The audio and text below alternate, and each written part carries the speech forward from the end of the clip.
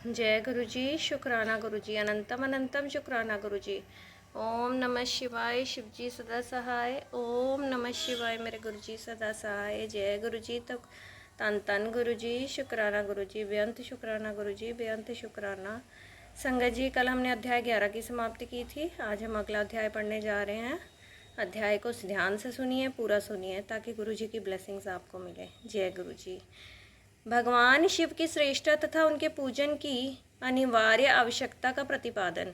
नारद जी बोले, ब्राह्मण प्रजापति, आप धन्य हैं, क्योंकि आपकी बुद्धि भगवान शिव में लगी हुई है। विधेय, आप पुनः इसी विषय का सम्यक प्रकार से विस्तार पूर्वक वर्णन कीजिए। ब्रह्मा जी ने कहा, तात एक समय की बात है, मैं सब ओर से ऋषियों तथा देवताओं को बुलाकर उन सबको क्षीर सागर के तट पर ले गया, जहाँ सबका हित साधन करने वाले भगवान विष्णु निवास करते हैं। वहाँ देवताओं के पूछने पर भगवान विष्णु ने सबके लिए शिव पूजन की श्रेष्ठता बतलाकर यह कहा कि एक मुहूर्त या एक क्षण भी जो शिव का पूजन नहीं किया जाता, वही हानि है, वही महान छिद्र है, वही अंधापन है और वही मूर्खता है। जो भगवान शिव की भक्ति में तत्पर है, जो मन से उन्हीं को प्रणाम और उन्हीं का चिंतन करते हैं, वे कभी दुख के भागी नहीं होते। ओम नमः शिवाय। जो महान सौभाग्यशाली पुरुष, मनोहर भवन, सुंदर आभूषणों से विभूषित स्त्रियां जितने से मन को संतोष हो, उतना धन, पुत्र, पौत्र आदि संतति, आरोग्य, सुंदर शरीर, अलौकिक प्रतिष्ठा, स्वर्गीय सुख, अंत में मोक्ष रूपी फल अथवा परमेश्वर शिव की भक्ति चाहते हैं, वे पूर्व जन्मों के महान पुण्य से भगवान सदाशिव की पूजा अर्चना से प्रवृत्त होते हैं। जो पुरुष नित्य भक्ति परायण हो, शिवलिंग की पूजा करता है, उसको सफल सिद्धि प्राप्त होती है तथा वह पापों के चक्कर में नहीं पड़ता। भगवान के इस प्रकार उपदेश देने पर देवताओं ने उन श्री हरि को प्रणाम किया और मनुष्यों की समस्त कामनाओं की पूर्ति के लिए उनसे शिवलिंग देने के लिए प्रार्थना की। मुनि श्रेष्ठ उस प्रार्थना को सुनकर जीवों के उद्धार में तत्पर रहने वाले भगवान विष्णु ने विश्वकर्मा को बुलाकर कहा, विश्वकर्मण, तुम मेरी आज्ञा से संपूर्ण देवताओं को सुंदर शिवलिंग का निर्माण करके दो। तब विश्वकर्मा ने मेरी और श्री हरि की आज्ञा के अनुसार उन देवताओं को उनके अधिकार के अनुसार शिवलिंग बनाकर दिए। मुनि श्रेष्ठ नारद, किस देवता को कौन सा शिवलिंग प्राप्त हुआ, इसका वर्णन आज मैं कर रहा हूँ। ओम नमः शिवाय। हर हर महादेव। उसे सुनो। इंद्र पद्मराग मणि के बने हुए शिवलिंग की और कुबेर सुवर्णमय लिंग की पूजा करते हैं। धर्म पीत मणिमय पुखराज के बने हुए लिंग की तथा वरुण श्याम वर्ण के शिवलिंग की पूजा करते हैं। भगवान विष्णु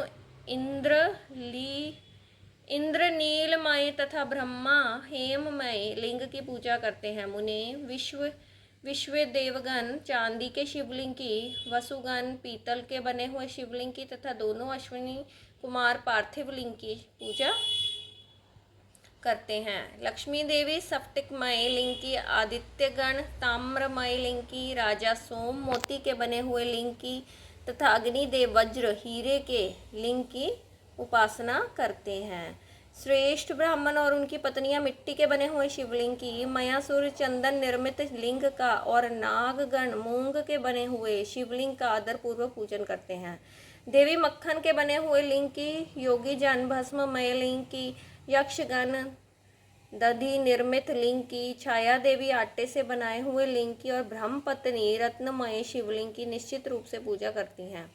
बाणसुर पारद या पार्थिव लिंग की पूजा करता है। दूसरे लोग भी ऐसा ही करते हैं। ऐसे ऐसे शिवलिंग बनाकर विश्वकर्मा ने विभिन्न लोगों को दिए तथा वे सब देवता और ऋषि उन लिंगों की पूजा करते हैं। भगवान विष्णु इस तरह देवताओं को उनके हित की कामना से शिवलिंग देकर उनसे तथा मुझ ब्राह्मण से पिनाक पानी महादेव की के पूजन की विधि भी। ओम नमः शिवाय। हर हर महादेव।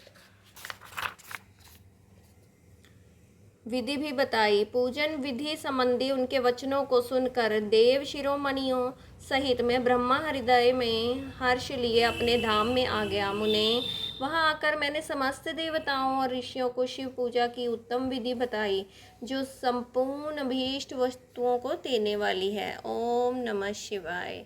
उस समय मुझे ब्राह्मण ने कहा, देवताओं सहित समस्त ऋषियों, तुम प्रेम पर्यायण होकर सुनो।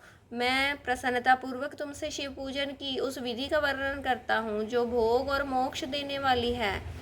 देवताओं और मुनीश्वरों, समस्त जंतुओं में मनुष्य जन्म प्राप्त करना प्रायः दुर्लभ है। उनमें भी उत्तम कुल में जन्म तो और भी दुर्लभ है।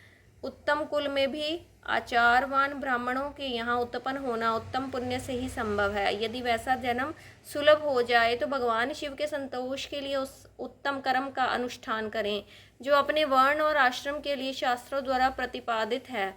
जिस जाति के लिए जो कर्म बताया गया है उसका उल्लंघन ना करें। जितनी संपत्ति हो उसके अनुसार ही दान करें।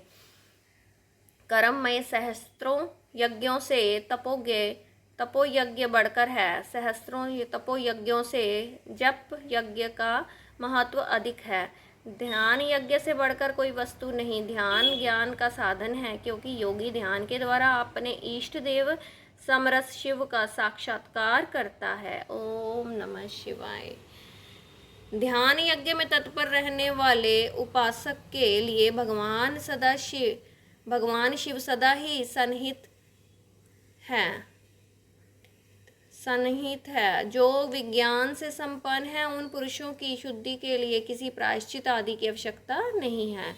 मनुष्य को जब तक ज्ञान की प्राप्ति न हो तब तक वह विश्वास दिलाने के लिए कर्म से ही भगवान शिव की आराधना करे। जगत के लोगों को एक ही परमात्मा अनेक रूपों में अभिव्यक्त हो रहा है।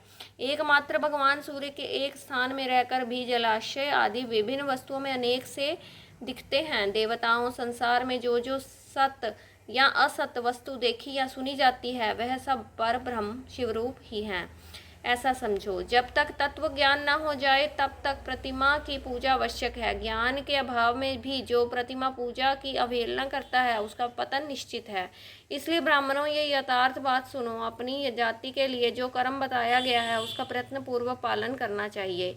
जहाँ जहाँ यथावत भक्ति हो उस आराध्य देव का पूजन आदि अवश्य करना चाहिए, क्योंकि पूजन और दान आदि के बिना पातक दूर नहीं होते।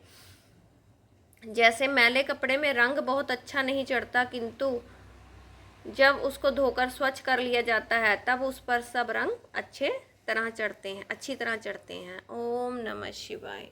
उसी प्रकार देवताओं की भली भांति पूजा से जब त्रिविध शरीर पूर्णतया निर्मल हो जाता है तभी उस पर ज्ञान का रंग चढ़ता है और तभी विज्ञान का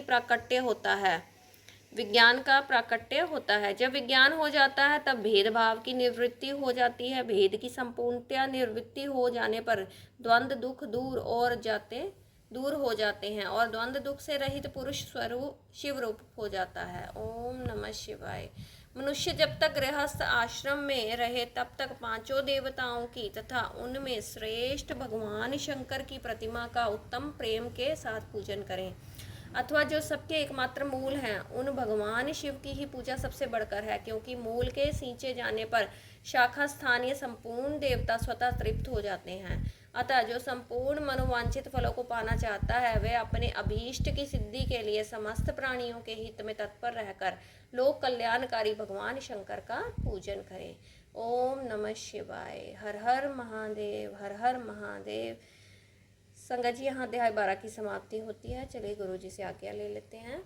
ओम नमः शिवाय। शिव जी सदा सहाय। ओम नमः शिवाय। मेरे गुरु जी सदा सहाय। जय गुरु जी। शुक्राना गुरु जी। अनंतम अनंतम शुक्राना गुरु जी। जो दिया उसका भी शुक्राना, जो नहीं दिया उसका भी शुक्राना। बोलने में, शब्दों का उच्चारण करने में कोई गलती हो गई हो तो गुरु जी आपसे क्षमा चाहूँगी। संगत जी आपसे भी क्षमा चाहूँगी। कृपा करके मेरी त्रुटियों को नज़रअंदाज करते हुए आप मुझे क्षमा दें। जय गुरु जी। शुक्राना गुरु जी। जय गुरु जी संगत जी।